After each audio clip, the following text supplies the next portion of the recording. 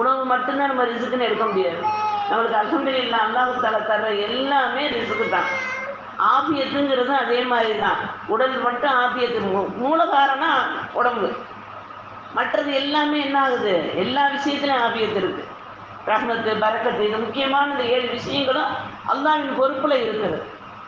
அப்போ நம்ம இந்த ரிசுக்கு நம்மளை தேடி வரும்டா என்ன? ஹலாலான முறையில் எல்லா விஷயத்துலையும் நம்ம உமிழக்கூடிய உமிழ்நீர் கூட ஹலாலான முறையில் எல்லா விஷயத்திலையும் ஹலாலை பேணக்கூடியவர்களாக இருந்தோம்டா, தக்குவா நிறைந்தவர்களாக நம்ம இருந்தோம்டா, ரிசுக்கு நம்மகிட்ட என்ன செய்யும்? அல்ஹம்துலில்லாஹ் தேடி வரும். அப்படிங்கிற முதல் விஷயத்தை பார்ப்போம். ரெண்டாவது, எது நடந்தாலும் அல்லாஹ்வின் மீது முழு நம்பிக்கை வைக்கும். அல்லாஹ் மேல தவக்குல், தக்குவா இருந்தாலும் தவக்குல் வைக்க முடியும்.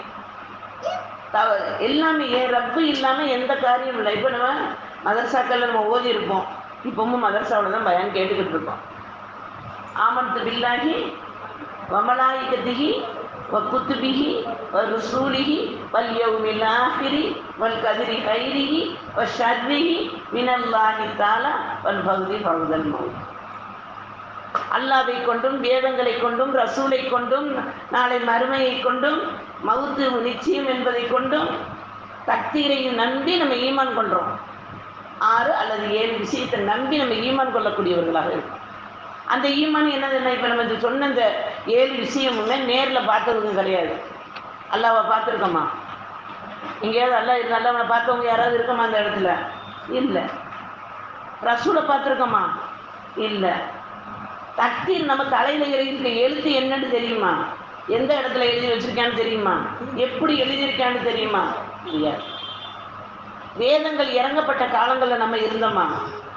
4 வேதங்கள் இறங்கியிருக்கு. அந்த 4 வேதங்கள் இறங்கப்பட்ட காலத்தில் நம்ம இருந்தோமா? இல்லை. அடுத்தது மறுமை எப்போ வரும்? நம்ம சொல்லுவோம் கியாமத்து நாள் நெருக்கமா இருக்கு, எங்களுக்குள்ள இருக்கு, எப்படி இருக்கு, எப்படி வரும்? மவுத்து எப்போ வரும்? எதையுமே நம்ம கண்ணால் பார்க்கலையே. ஆனால் ஆமன்து பில்லாஹி நம்பிக்கை கொண்டிருக்கோமே. அப்போ அந்த நம்பிக்கை பிரகாரம் தான் நம்ம வாழ்க்கை பூரா இருக்கணும். நபிமார்கள் எல்லாம் எப்படி நம்பினாங்க? நம்மளுடைய நம்பிக்கை எப்படி இருக்கு?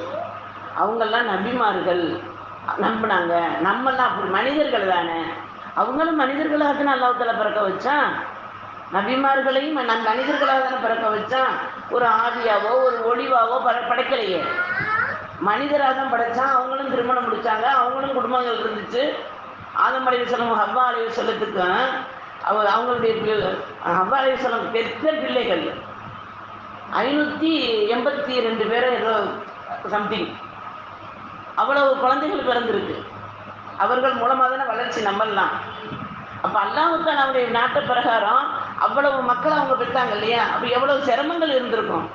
இப்போ ஒரு புள்ள 2 பிள்ளைய வச்சுக்கிட்டு என்னால் முடியலை, அது சமாளிக்க முடியலைன்னு சொல்லக்கூடிய தாய்மார்கள் வாழக்கூடிய உலகத்தில் இத்தனை குழந்தைக்கு தாயாகி ஹவ்வா அலைஹிஸ்ஸலாம் எப்படி வளர்த்துருப்பாங்க? சிரமம் இல்லாமல் இருந்திருப்பாங்களா? ஆதம் அலைஹிஸ்ஸலாம் சிரமம் இல்லாமல் இருந்திருப்பாங்களா? அந்தந்த கட்டத்துக்கு தகுந்த மாதிரி சிரமங்களை அனுபவிச்சுட்டு தான் இருந்தாங்க.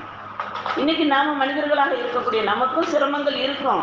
ஆனால் அந்த சிரமங்கள் எல்லாத்தையும் அல்லாஹ் மேலே முழு நம்பிக்கை வைக்கக்கூடியவர்களாக, இந்த சிரமத்தை கொடுப்பது ரப்பு தான், இதை நீக்குவதும் என் ரப்பு தான், ஒருபோது என்னை கைவிட மாட்டான் அப்படின்னு நம்பிக்கை கொள்ளக்கூடியவர்களாக இருக்கணும்.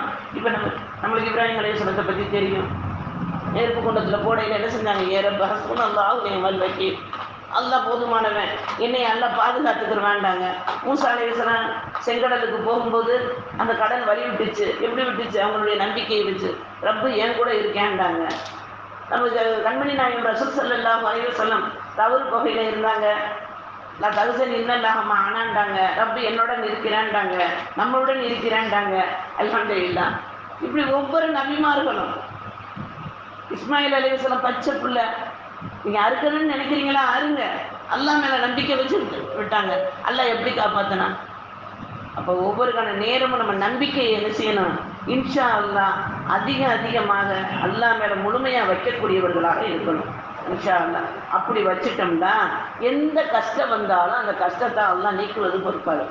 அல்லாஹ் என்ன சொல்றாங்க? இன்பமான நேரத்தில் என்னை நீங்கள் நினைவு கூர்ந்தால் நீங்கள் துன்பமான நேரத்தில் உங்களை நான் நினைவு கூறுவேன்கிறான். நம்ம தேவைப்படையில் ஒரு மனிதர்கிட்ட இருந்து ஒரு பொருள் வரும்போது அந்த பொருள் நம்மளுக்கு எவ்வளோ ஒரு உயர்வாக தெரியும். நீங்கள் நல்லா யோசனை பண்ணி பாருங்களேன். அது சின்ன பொருளாகவே இருக்கணும் வைங்களேன், அது நம்மளுக்கு தேவைப்படுற நேரத்தில் கிடைச்சிச்சுன்னா அது அவ்வளோ நம்மளுக்கு உயர்வாக தெரியும். அந்த அடிப்படையில் நம்ம அல்லாஹ் மேல முழு நம்பிக்கை வைக்கக்கூடியவர்களாக அல்லாஹ் தஆலா அனைவரையும் ஆக்கி அருள்வானாக.